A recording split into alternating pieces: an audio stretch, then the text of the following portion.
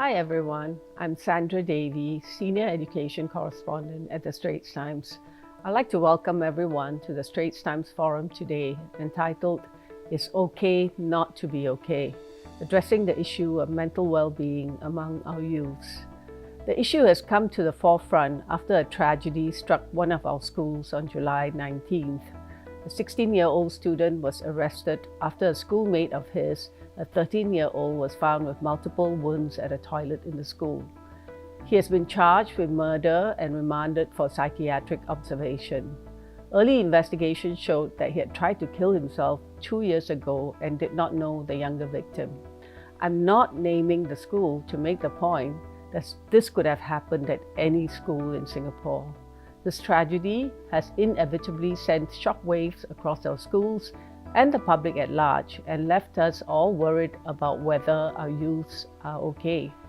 On Tuesday, Education Minister Chun gave voice to the anguish felt by many Singaporeans when he spoke in Parliament.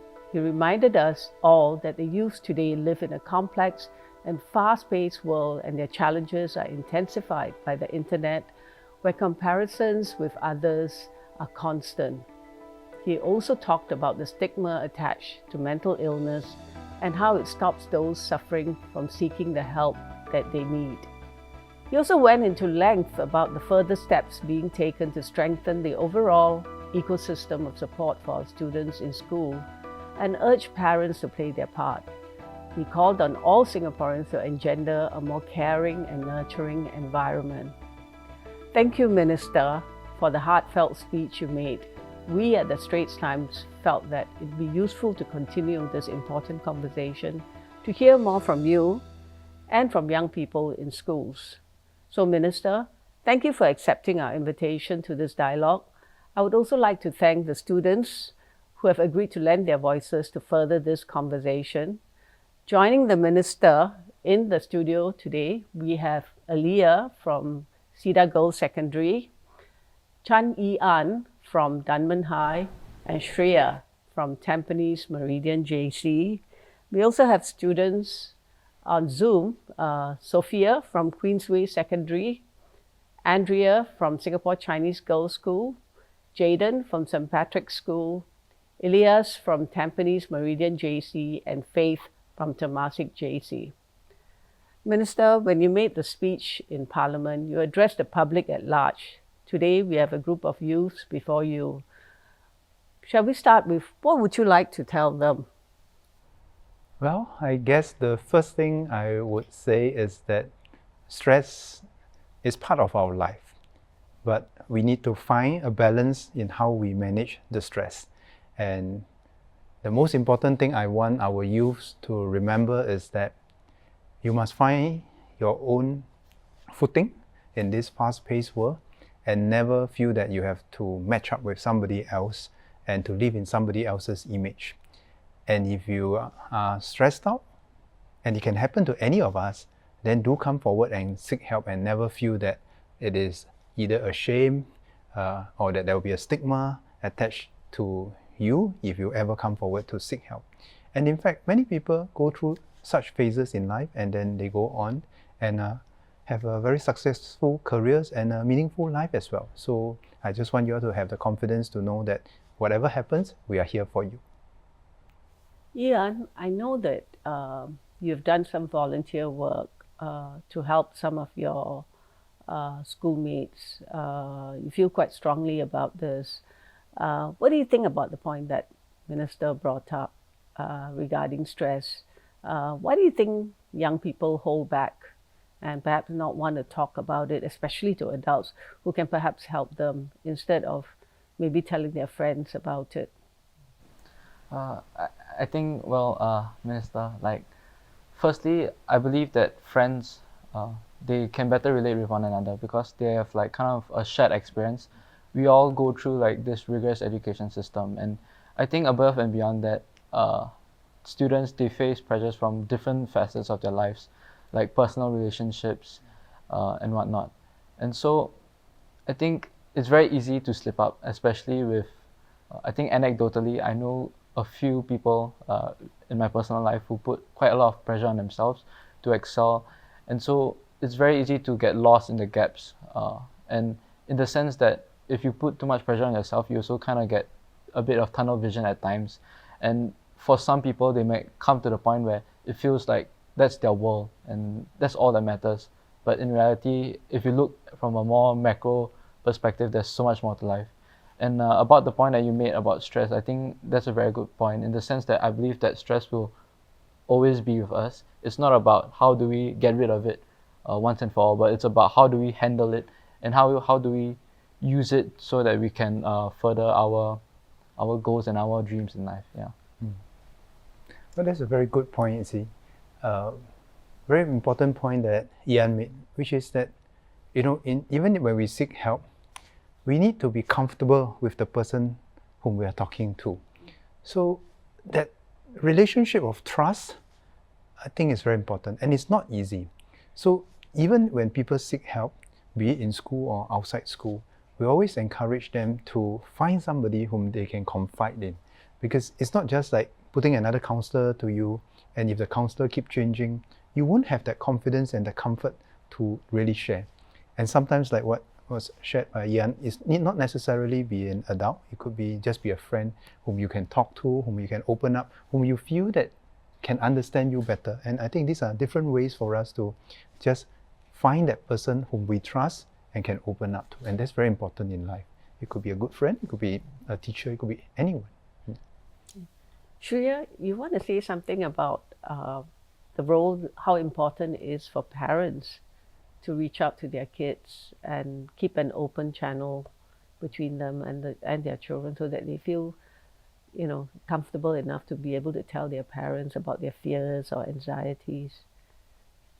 In Singapore especially, parents have a really big role in children's lives, in the sense that we always try to live up to their expectations, and we know that they have a lot planned out for us. But sometimes, especially in Singapore, our success is determined by our grades. And it has come to the extent where sometimes parents think that all their kids have to do is study all day, and that will make them happy so that they go to a good university, for example. But sometimes parents might forget that mental health is a thing that they have to consider for their children, especially since social media, and it has brought mental health to the forefront for many students and gotten them to think about it. So I think that when parents are more open about talking about mental health, they're able to understand their kid better, and maybe allow them to take mental health days, for example, so that they can stay at home and recuperate before going back to school. And possibly it can make them be a better student in school. So, yeah. Those are, I think, very, very useful and very good points as well. I see. That relationship between the parents and the child is very important, because I think our children would like to feel loved, feel accepted, regardless of their grades. So long as they have tried their best, I think as parents we should affirm them, and that's most important. And that is why even for my own children at about the same age, I will always remind myself that my number one job is not to encourage them to get the A's. My number one job is to encourage them to understand and appreciate their own strengths and weaknesses. Because as they grow up in life, they must know what they can do well and what are some of their weaknesses, so that they can work on it. Right? But I think Shreya also mentioned a very useful point. Maybe I just ask you, how often do you check your social media feeds? For me, probably every day, like whenever I take a break. How many times every day? Ask yourself that question. If I had to count, if I had to put a number to it, I guess like 5. 5. Okay, how about Ian? I think quite a few times. I don't keep track. Yeah. How many is a few times? I guess like between study sessions, like perhaps after like an hour of studying, I'll just go on for a couple of minutes. If I were to give you a number, I'd say 10 to 15. Yeah. 10 to 15 times. How about earlier? I don't think it's countable. Like, during recess or after school, even on my way back from home, I'll just open my social media feed. Or if I feel tired and I don't feel like doing the work, I'll just open my social media. I see. Okay, now I'm going to ask you another probing question. When you open up your social media feeds And perhaps, it's quite common, you see some of your friends having a nice meal, some of your friends having perhaps a nice dress, or have done some wonderful things that day. How do you feel? What's your usual reaction? For me, it's usually just like, oh, they did something nice. Yeah. And I usually move on because I'm the kind of person who really cares about what I do and like what other people do. Maybe it can inspire me to do something like, oh, maybe this dress is really nice. I might get it later on. But it doesn't really affect me that much. Oh, that's good. Yeah. That's very positive. How about Elia? Usually I would feel very curious, you know. I would actually send a message to them, like asking them about what they did, and we just have a very simple conversation from there. So like, it's not anything negative also. I think it will also help me get closer to them and like at the same time, you know, de-stress because I'm on my social media. What about those of you on Zoom? Would you all like to respond to the minister's questions? While we're on the topic of social media and who youths usually confide in, I realized that sometimes people ranting on their Instagram stories is also something that's commonly seen. And they just want a place to rant without expecting replies. And then like stuff such as Instagram stories disappear after a day. So I was thinking this was something I wanted to raise because we're on the topic of the social media and yeah. Actually, why don't we hear from one more, and then I want to bring up a point about this thing about young people and social media, because hearing from your reactions. Okay, how about Andrea? How often do you check your social media feed, and how do you feel when you see somebody putting up nice photos of what they are doing or what they are eating? So for myself, I usually check my social media pretty often as well, probably about 5 to 10 times a day. Similar to the other students as well, I check my social media when I go home from school on my way, or just between study sessions when I have free time. And I think generally when I see my friends posting stories or pictures about themselves having a good time, generally I feel happy for them, because I know that in Singapore at least, our society can put a lot of pressure on us students and youths in Singapore. And so I think that it is very important for us to have some downtime and for ourselves to have some time to unwind and relax. So sometimes I will reply to them and say like, oh, I hope you're having fun and stuff, and just wish them well. But I think something that's also commonly seen in Singapore youth is, I'm not sure if you're aware of this thing called FOMO, which is basically fear of missing out. And I think a lot of youths feel pressure in that sense that, they see other youths and their friends having so much fun, and then they are just stuck at home and just holed up in their own rooms studying. And I think a lot of youths nowadays feel that, they are missing out on a lot of fun things, especially because our society can be so pressurizing and it really puts restrictions on us. How about Jaden? Do you suffer from FOMO, Jaden?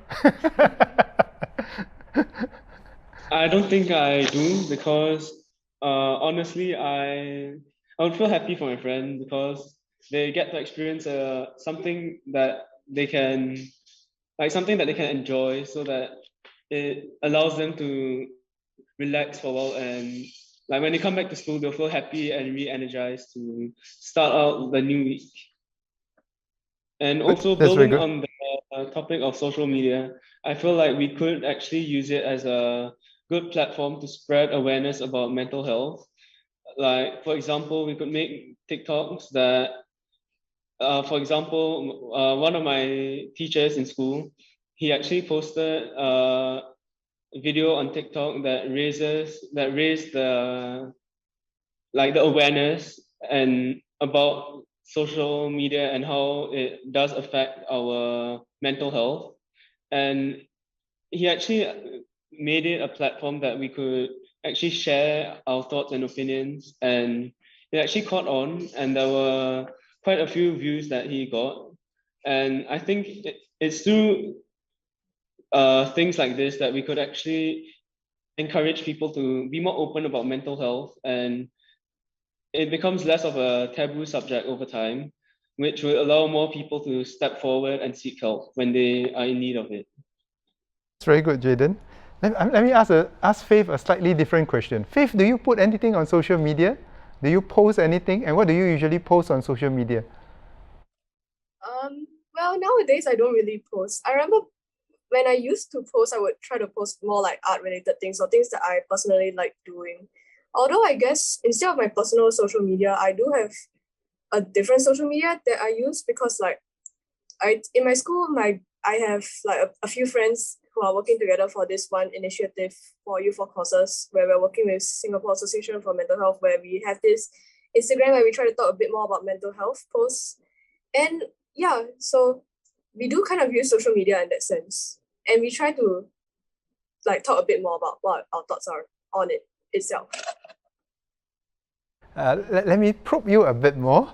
Does it tickle your mind or bother you if you post something and you don't have many likes or many views? Well, personally speaking, when it comes to like group things, I don't really feel as bad because it's just trying to do your small part that you can. Although I guess back when I used to post my own art, I would feel a bit more upset if I didn't really have as much engagement, because it's not that I don't appreciate the people who have already seen it. It's more of like, because the internet is a very vast place, you would try and have this expectation that you can make yourself very known. But because we kind of forget that there's not that many people that see all our things all the time, especially with so many things on the internet. So it's like, yeah, sometimes I used to get a bit upset, but after a while I got a bit more used to it. So what do you do when you got a bit upset? What was your coping mechanism? When I got upset, usually I would just like talk to other people about it. I think like when I get upset, I usually tend to go to friends, because friends are able to have that kind of personal level with you as well. It's like sometimes parents or teachers, although we trust them a lot, it's just that they don't have the same perspective as us. How about Elias? Do you post anything on social media? And what do you usually post if you do?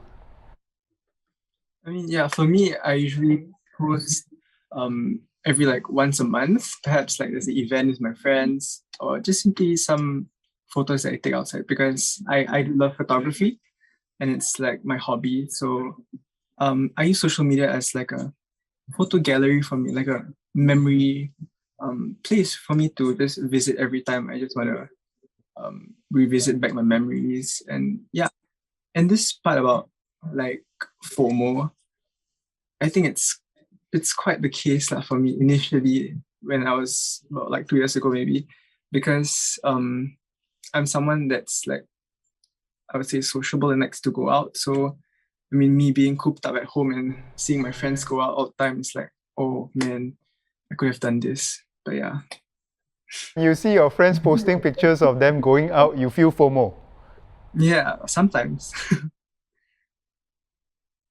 Well, actually, from what you're saying, it's very interesting. You see, actually, social media is, the first thing is, social media is all part of our life now. Yes. But the social media itself is a double-edged sword. So some of you view it very positively, because that is your way to spread good messages, right? As what Faith has shared with us. It is a tool for us to spread good and positive messages. Some of you use it to de-stress together with your friends, sharing positive information. But on the other hand, I think many of us, adults included, don't feel shy, adults included, sometimes you will have this FOMO feeling, right? Don't feel shy about it, because why is it that this particular photo that I tried so hard to post and nobody seems to like it, right? So that, I think, is a layer of stress, and I think like what many of you said, maybe it is something that the younger generation will feel it much more, because you grow up in this world. During our time, there was no such thing as a social media feed, right? So we were blissfully ignorant about what other people do. But now you all have to face this kind of comparison. And every moment of your life. So I think learning how to cope with this is also very important, because otherwise you would be beholden to the entire social media feed, and your whole psychology will be driven by this, and that's unhealthy. Right. I want to bring up something. Minister, when he gave his speech in Parliament, talked about strengthening peer support groups in schools. Quite a few of you talked about how you tend to talk to your peers when you are troubled about something, and not so much to your parents or your teachers that you may trust. What do you think can be done to strengthen peer support groups? I think, Elias, when I spoke to you last night, you mentioned that you have a friend who suffers from mental distress, and you want to be able to help her, but you don't quite know whether you're doing the right thing or not. You want to say a little bit more about it, Elias? I mean, how can MOE strengthen these peer support networks in school? Well, I think, yeah, on that note about my friend, I think there's this mental distress when things back at home are not quite the most best of situations. But then what's the next step that she does is just dwell in schoolwork, maybe stay at school longer hours. So I think this lengthened period of stay in school, maybe what she can focus on is perhaps talk to someone else. But I think me as a friend, approaching her without the proper knowledge of how to really help her, that might affect how she might perceive things in the future. So maybe perhaps we could be more, we can have like more CCE lessons that are like sort of a continuous effort in making us be more certain of how we can approach our friends with a more clear way of how we can help them. Yeah. Why don't, Sophia, you have a peer support board in your school. How would you suggest that Elias go about doing this, and what are your usual practices that you do when someone approach your group for help? Actually, recently, the peer support group in our school actually held a mental wellness week. So one of the activities that we did was everybody got to write a card to some of their peers. So maybe encouraging more of these kind of things. Actually, about having students share their problems, stuff like that. There could actually be an app set up, a friendly app, where students can speak out about their problems or even ventilate, even rant all the things out. And I feel that such an app should be given the choice that when they share it's anonymous, but it could also have an option where after they share their things, they could, through the app, they could actually get in touch with a professional counselor or somebody who could help them. Or maybe it could even connect students with other students, and it could be a nice online forum. How about Andreas? Who would you usually be your first port of call to seek somebody to confide in? And what do the person or persons usually do to help you? For myself, I think I similarly also tend to turn to my friends as well first, because I think there's a much stronger connection in the sense that they are able to relate to me better and they're able to understand me from my viewpoint. And even when I'm not in at the time, I tend to also message my friends or just give them a call whenever I'm feeling a little stressed out, because I feel that my friends are always willing to be there to support me, which I really appreciate a lot. And I'm sure other youths have the same sentiment as myself. And I think generally it's very important to be understanding and to be empathetic and to be sensitive towards whatever the other person is going through. And I think that in general, I personally feel that it's important for us to be formally educated in a sense about how to approach such situations, because I also have had situations where my friends have confided in me, but sometimes I find it a little difficult to respond because I'm unsure of what to say. And a lot of the time, because so many things are so sensitive nowadays, I'm always afraid of what to say because I don't want to say something wrong or offend them further or make them feel even more pressurized and stressed out. So I think it's important for schools to teach students how to properly respond to such situations. And besides my friends, I also like to confide in my teachers as well. I know that it's not exactly I wouldn't say that it's a norm in Singapore for students to go and approach their teachers when they have problems. But I think especially this year, after facing a lot of stress, especially in the beginning of the year, I started to open up more to my teachers, and I found that it was a very good platform for me to improve on myself and understand my own personal situations better. And in this aspect, I think that it's also really important for teachers to be professionally trained as well to handle such situations. So I think that all the young people have actually brought up two very good points. I think the common observation is that our young people are much more comfortable talking to young people, to their peers. And this is the reason why we, from MOE side, we want to institute this peer support program. It takes time to build up that trust relationship, but we would like everyone to at least have a buddy, if you like, somebody whom you can really trust, somebody whom you can open up to, because sometimes the issues have to do with the family, and it's very difficult to ask the child to go back to the family and talk about it, and sometimes they just need another outlet. So that's definitely one thing that we would like to do more for you, but we'll need everybody to come in together. And the other very important point I think I've heard from everyone is that everyone wants to be equipped with the skills on how to provide a listening ear. You see, I think we are quite Singaporeans. We are very task-oriented. So whenever people tell us a problem, we find a solution, right? But sometimes maybe we just need to hold ourselves back and just listen, right? Maybe that person, they themselves will be able to find the solution, but they just want to share with somebody, vent their frustration.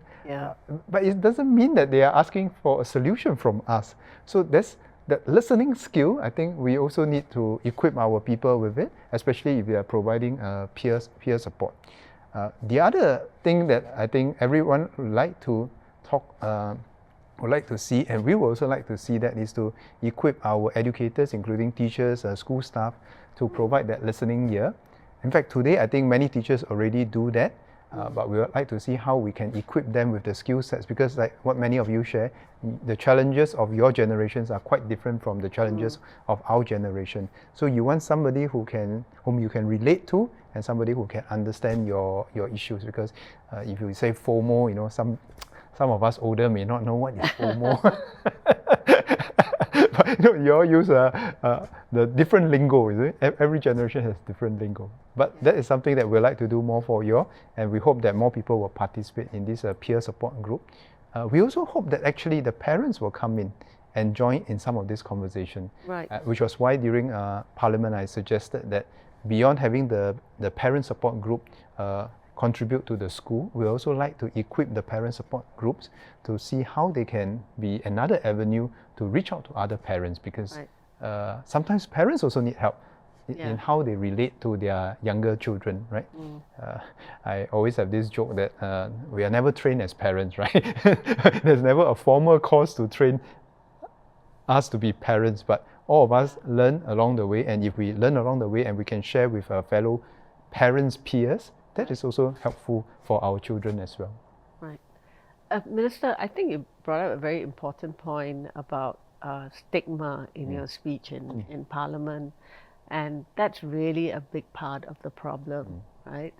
Like the studies have shown that 1 in 7 Singaporeans may go on to develop some sort of mental disorder, but at the same time, 3/4 of them do not seek professional help, which they may need. How do you think, what do you think we can do about this Well, I'm very aware of this because I've heard very sad stories whereby the youths needed help but was fearful that they will be stigmatized, it will be in their record. I've also heard sad stories whereby the youths want to seek help, but the parents didn't want to because the parents, for whatever reasons, were fearful that they didn't want to be associated with such an issue within the family, or it might go into their record, or some might just think that it's a loss of faith. So what we want everyone to share the message is that, it can happen to any one of us, and it can happen to us at any point in our life, and there is no stigmatization against anyone if you come forward and seek help. And it's actually better to seek help early rather than to seek help later. And that is a message that I think we hope that more of our young people, more of our parents can understand and accept. But having said that, it's a cultural shift that we need to engender in society. But having said that, I'm also quite encouraged to see that actually in this generation of younger children and youths, actually more of them are coming forward compared to even in the past. But there will be still many more whom I suspect are not coming forward yet. In fact, what worries me most are not just those who come forward, are actually those who do not come forward. That's really of concern. I don't know whether you all have such experience whereby your friends just didn't want to come forward for whatever reasons.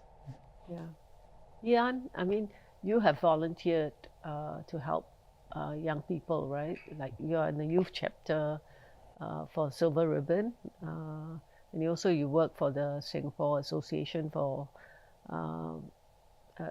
Singapore SAMH, right? You want to say a little bit about that? With regards to stigma, I think that on the whole, like this whole issue about stigmatizing mental health, it all boils down to like a communal issue. And so there's actually many factors that I believe that are contributing to the stigma. But I think one of the main few factors would be like, firstly, the fact that there's still a lot of misconceptions around. Like even anecdotally, you'll be surprised to find out like how many people still have like kind of outdated concepts about mental health. But above and beyond that, it's still the perception that by showing that you have a mental illness or you're going through a tough period, it may suggest that you're vulnerable and it may be a form of weakness. When I think some people, they still have this kind of perception that if you seek help, that your confidentiality might be also at risk. And so there are actually a myriad of factors at play. But I think one way to, in a way, tackle this would be to raise awareness and equip youth, because it all boils down to, as I just said, it's a communal thing, and we all have to collectively agree that and welcome that it is something that is ever present and is something that shouldn't be rare and shouldn't be ridiculed. And in fact, I think most of us would have experienced a difficult period or even have episodes of mental health struggles, and also in a way share a bit of empathy with those who come forward. And by creating this safe space, not only do we allow people to accept mental health as something that is like ever present, but we also give people who want to step forward the comfortability to do so. How about this? Does it help if we share with younger people that, if you need help, it's just like maybe you're playing a computer game, right? You want to go on to the next level. You don't yet have the skill set to go on to the next level. If we play a computer game, we will have no qualms about asking somebody to help us to acquire that skill set to go to the next level. And if we hit another roadblock, we'll get some help to help us to move to the next level. And perhaps that is maybe our one way that we can think of the mental health issue, because as we grow up, there'll be different challenges at different stage of our life, and we need different level of skills to go through those challenges. Because I'm quite sure some of you might have gone through some challenges when you were younger, and now when you look back at it and you were like, I could so easily overcome that. And that's because you have acquired certain things along the way. So there's no shame in asking for help to say that I don't yet have the skills to overcome this challenge. Can you help me? That might perhaps help us to remove some of the stigma as if that it is a problem. It is just a challenge for us to overcome as we acquire more skills. And I think from what was shared, I think we want to see how to equip our people with the skills. And we look at it from a skills dimension, that these are things that we can acquire that will allow us to cope better. Maybe I don't know whether that will help if we reframe it in that way. Yeah. Aaliyah was telling me last night when I had a chat with her that her school peer support groups have run quite useful sessions, including some on meditation, mindfulness, they call it. You want to say a little bit more about that and how it gave us some skills on how to deal with being stressed, for example, or anxiety over exams. So in my school, we have the peer support board, which is in charge of the welfare of Sidarians. So the peer support leaders actually initiated a bunch of activities. For example, we have Terrific Thursdays, where after school every Thursday, there will be an activity for students to join and learn new coping mechanisms. And there was a session that I participated in. It's called the mindfulness. And basically in that session, we practiced breathing strategies. So like when we are stressed, how can we step back and reflect and acknowledge our emotions so that when we come back to our daily life, we are better prepared to face the problems. And I think that it has been effective because as students, we get stressed out really easily over very trivial things even. So through the breathing exercises, I can actually learn, I actually know how to really de-stress and really acknowledge my emotions, and not try to neglect them, whereby my mental health state gets worse. Interesting point, because the word she says that don't neglect it and don't swipe it away as if that it doesn't exist. But learning to acknowledge that we have such emotions, such challenges is actually a critical part of growing up. Nowadays, when you look back, you look at some of the challenges that you have overcome, you say, oh, it's so easy. But at that point in time, it wasn't so easy. But now it's so easy because you have acquired a new coping mechanism, a new skills. I don't know, Shreya, what do you usually do to de-stress? What's your coping mechanism? I'm a very people-oriented person, so usually I de-stress with people. So it's usually I would stay back after school, and once I finish my session of studying, I will go to my friends and talk to them, have fun. Yeah, that's my main way. It's a very healthy coping mechanism because all of us have different coping mechanisms, and nobody should feel that my coping mechanism is any more or less than yours, because all of us react to things in different way. And I thought recently, when the Olympics is on, and actually one of the things that have come out from the Olympics is that even elite athletes sometimes will have such challenges, and sometimes they also need their own coping mechanism to either tune out for a while, take a breather and come back to it. So I think there's no shame in saying that, well, I just need a bit of time to learn perhaps and acquire a new level of skill for me to overcome this new challenge. And then that's how we grow, and that's part of growing up, I guess. Yeah. Well, looking at some of these elite athletes, including Naomi Osaka, young people seem a lot more open to talking about the struggles that they have when it comes to their mental well-being. But when it comes to adults, there still seems to be this great resistance. I think parents have a hard time when their kids tell them that they are mentally stressed, or they're even suffering anxiety disorders or other forms of mood disorders, right? It's like, as you said, you have kids on your own. How do you think parents can have that delicate balance between pushing their kids, so that they reach further and higher and try harder in whatever they're doing, and yet at the same time being able to pull back? From my own experience with my own children, Yeah. I would say that the upstream assurance part is very important. I want my children to grow up knowing that my love for them is unconditional.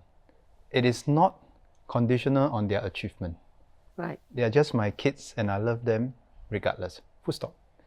And I think that's important. It seems quite trivial, but it's important for our children to know that. Know that. So that they know that we are not constantly trying to judge them, constantly trying to measure them, especially measure them against someone else, which I think can be quite frustrating, to say the least, for young children, for younger people. You don't like to be compared with other people, and that's why I think some of you don't like to go for visiting relatives during Chinese New Year, Hari Raya, Deepavali or whatever, because the first question people ask you tend to make comparisons. So I can see that young people absolutely dislike that. But the second point, I think, to your point, is that how do you know when to push your kid a bit more, when to let go? And that, I think, is like what our younger guests have mentioned, which is that as parents, we need to really spend time to have a deep understanding of our own children, to know what they are comfortable with and where they might be reaching their limit and beyond which it's not healthy for us to keep pushing them.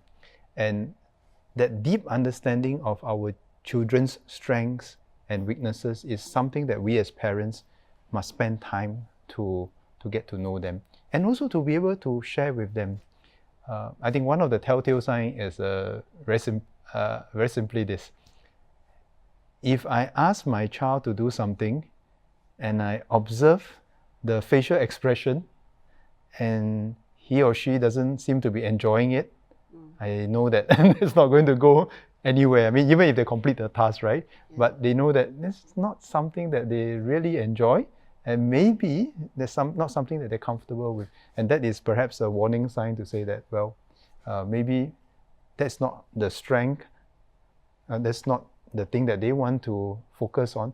And then we work on something else that really affirm them on their areas of strength. And then we find some other time to come back to areas where we think that they might want to work on at other days. I'm curious, I mean, do you guys tell your parents when you feel that they are pushing you too hard, or that they're trying to get you to meet their expectations as opposed to whatever your own expectations or aspirations are? Shreya, you want to go Shreya, first? who sets higher expectations? You or your parents? To be honest, my expectations sometimes are as high as my parents, but I also make it a point to like set another set of expectations for myself. So I do have to admit that my parents' expectations are pretty high, and I agree with them. But I mean, we always have to as students, we just always have to take a step back and we need to know like what is good for us. And we understand that our parents want the best for us, and we will try to meet their expectations, but we also need to like remind ourselves that we need to take care of ourselves first, because without ensuring that our mental health are like intact, we cannot meet our expectations. Yeah. So it's about pacing yourself. Yeah. And I think that's a very important thing, because actually growing up is also part of finding our own limits. So how do we pace ourselves? I mean, it's like running a marathon. We can't sprint too fast and exhaust ourselves and then can't complete the race. But learning how to pace ourselves, especially if there's some help from our parents or our peers or our teachers, I think those are important, because sometimes we can tell our friend that maybe you are just trying too hard, you're pushing yourself too hard, and sometimes we just need that voice to alert us that maybe we are pushing ourselves over the limit, and that might not be healthy.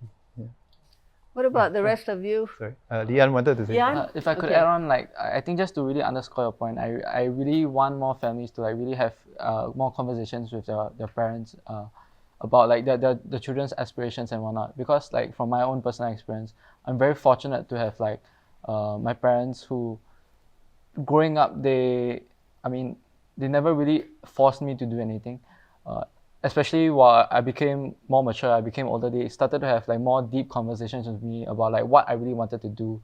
And so in the sense that not only gave me the confidence to like pursue what my dreams and aspirations are, but it also gave me that kind of safety net that my parents are supporting me, and also it doesn't like there's no gray area in the sense that I know that I'm fulfilling my own goals and aspirations, and that I don't have to like please them, or I don't have to live up to their dreams and their image of me. Yeah, and I think after talking to my dad, I also learned a lot about his like own personal life, and yeah. That's great. That's that you great. can talk to your parents. Mm. What about Aaliyah? For me, I would say that my family is my main support system. Mm. So I'm very comfortable with opening up and telling them all about my school life. So like they know all the gossip from school. And like so when their expectations of me gets like very stressful, I can actually just tell them, and then we would sit down and have a meaningful conversation together, whereby we would, talk about my feelings, they would validate my feelings, and I would feel like I'm working for myself, for my own future and for my own success. Yeah, so I think parent support is actually really important because you spend the most time with your parents at home. What about the rest of you? Would you like to comment? Elias, you want to say something? Yes, I mean for me, because growing up, my parents always taught me that it's always a common space to share with them, although they are like busy with their work schedule because my parents work shift. And yeah, I think this part about treasuring the times that we have with each other, it's quite important for me because amidst our busy schedule, we must always like communicate with one another. And I think with communication comes understanding, and from there they really support me for what I want. And yeah, they really strong pillars of support for me. But apart from that, I also do approach my friends if I need advisors, because at the end of the day, they are somewhat more relatable, and we can always go to them during school. Yeah. Faith, are you able to talk to your parents? Yeah, I can talk to my parents when I get too stressed. It's like, because I think to a certain extent we all have a fear when we talk to our parents that they won't be able to understand, or that they won't be able to like actually listen to you, because sometimes they do have high expectations, but sometimes it's for your good, and but it can also be like a bit hurtful to sometimes try and get to those expectations, because you can get very stressed trying to achieve them. But sometimes I think like parents, they try to listen to their kids, and I think especially now in the new climate, they are trying to listen to their kids a bit more. So I think, yeah, I can talk to my parents. Andrea, you have something to say? Yeah, so to share my own experience, I think I agree with the previous speakers as well when I say that my parents are really supportive of my own dreams and aspirations, and they also don't impose their expectations on me too much, and I really appreciate that. And I feel that for myself at least, it's very comfortable for me to open up to them and tell them when I'm stressed, or like if I ever feel like I didn't do well on a test, I'll just go home and be like, don't expect too much from me. Yeah, and I think they understand that, which I really appreciate. So I think one thing that's really important for parents to do is to really shift the focus instead of expecting their children to meet with their own expectations. I think it's very important to emphasize that what's most important is that they do their best and they put in their best efforts. How about Jaden? I think that my parents are generally very supportive, and they always reassure me that as long as I've tried my best, they would be happy and even proud that I at least tried to make something work, or even for tests, because I actually have dyslexia, and sometimes I may not feel very confident in my subjects, but they are always there to support me and even to encourage me, which I think it's a really strong pillar of support that I have. Yeah. How about Sophia? Similarly, as most of us here, I have very supportive parents. And I find that when we confide in parents, one very important thing that parents must have is that they must be a really good listener for us. Because as mentioned earlier in the talk, in the conversation, sometimes we just want to vent our feelings, we just want to rant. And sometimes, and when we confide in our parents, if they're able to just hear what we have to say and encourage us, then yeah, it's good. That's all I have to say. To be in a solution-seeking mode. Yes. Whenever an issue come up, a problem come up, I think as adults we sometimes jump into the solution-seeking mode, whereas many of the young people are just hoping for a listening ear. And after that, I think many of them will also go on and find their own solutions without necessarily having some other people's solution imposed on them. So I thought those are very good points raised by our youths today. Right. You know, the schools these days have counselors who are part of the staff there. Do you think that's good? I mean, do people go to the counselors with their problems? I don't think my classmates go to the counselor because going to the counselor is seen as like a weakness instead of having courage. Because when you go to the counselor, it means that maybe you have some kind of problem you need to talk to the counselor with. But like, I think this perception is it's just a simple misunderstanding, because many people, they don't actually know the counselor, they haven't met the counselor, they haven't tried this coping mechanism by talking to the counselor. So I'm not able to say whether counselors are effective or not because I haven't been to the counselor because I talked to my parents, right? But I feel that counselors should be an option for students, and this mindset of going to the counselor being seen as a weakness should be shifted in students. Yeah. That's a very important point, because I think most young people might not feel so comfortable going to a counselor unless you know the counselor well and you have developed a relationship with the counselor, for the counselor to know you as a person, as an individual. Right. And then that is where you are more prepared to open up and share. So that's why for me, I always don't just look at the number of counselors we have in the schools, but more importantly, the relationship between the counselors and some of the students who need help. But let me ask you, Alia. Hang on, Minister. Elias has raised his hand. Elias. He wants to say something about this. Generally, people are more inclined to perhaps tell the teachers as supervising adults. So I feel like perhaps MOE could train more teachers in this field so that students are more brave to speak up to their teachers, since they are like the people that know us better. Yeah. Exactly the strategy that we want. Right. Because I think most people are more comfortable with the teachers, and perhaps it sounds a bit less intimidating. So that's why we want to equip more teachers, reduce their workload a bit, and for them to take on some of these duties, the counseling duties. Yeah. So that's exactly what we want to do. That's our strategy as well. Thank you for all the views that you have shared with us. I would like to end by thanking the Minister again for accepting our invitation. Very quick, short notice to come and talk to these young people, and of course, all the young people who raised their hands to lend your voices.